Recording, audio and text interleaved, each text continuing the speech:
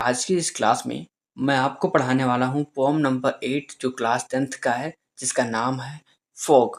Fog का मतलब क्या होता है? फॉग मीन्स बच्चे, आपने ठंडी का मौसम देखा होगा। उस समय अचानक से क्या घिर आता है? कोहरा घिर आता है। ठीक है, जो धुंध होती है बच्चे, तो फॉग का मीनिंग क्या हुआ? कोहरा हुआ, जो धुंध हुआ, जो ठंडी के मौसम में अचानक घिर आती है। ठीक है, तो देखिए बहुत ही अच्छे से पोएट ने वर्णन किया है कि किस प्रकार जो कोहरा है वो घिर आता है बच्चों। ठीक है, देखिए यहाँ पर the fog comes on little cat feet. जो फोक्स है, कोहरा है, वो आता है जिस प्रकार बिल्ली अपने छोटे छोटे पैरों से चलकर आती है, उसी प्रकार कोहरा आ जाता है। It sits looking over harbour and city. और ये बैठकर देखता रहता है, किसे किसे? हार्बर यानी बंदरगाहों को और शहरों पर। ये बंदरगाहों और शहरों पर बैठकर अपनी निगाह बनाए रखता है।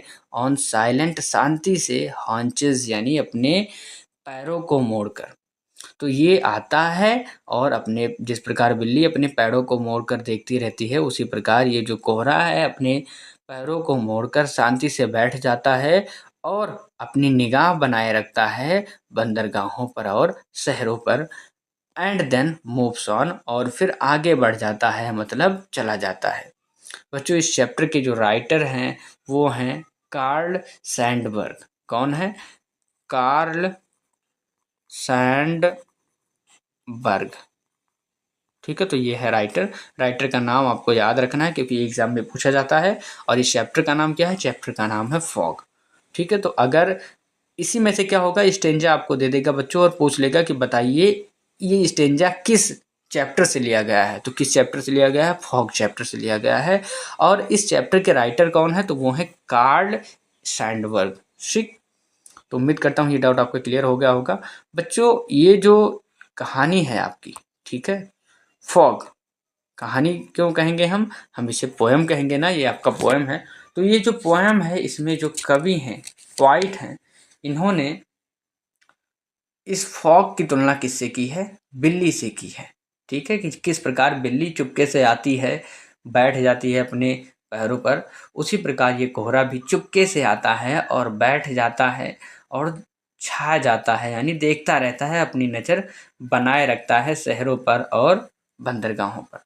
और जिस प्रकार बिल्ली फिर चुपके से चली जाती है, वैसे ही कोहरा भी चुपके से चला जाता है। तो कहने का मतलब ये है कि जिस प्रकार बिल्ली एकदम स्वतंत्र होती है आने जाने के लिए, तो कोहरा भी एकदम स्वतंत्र होता है, ये भी कहीं भी कभी भी छा जाता है अपने मौसम में। तो बच्चे, उम्मीद करता हूँ वीडियो आपको पसंद आया होगा। अगर वीडियो पसंद आया तो इस वीडियो को लाइक करें और चैनल पर नए हैं तो सब्सक्राइब कर लें, ताकि पर डे क्लासेस का नोटिफिकेशन आपको मिलता रहे। मिलेंगे नेक्स्ट क्लास में इसके सेंट्रल आइडिया के साथ। Till then keep learning, keep watching and keep improving yourself. See you tomorrow. Good night to all of you.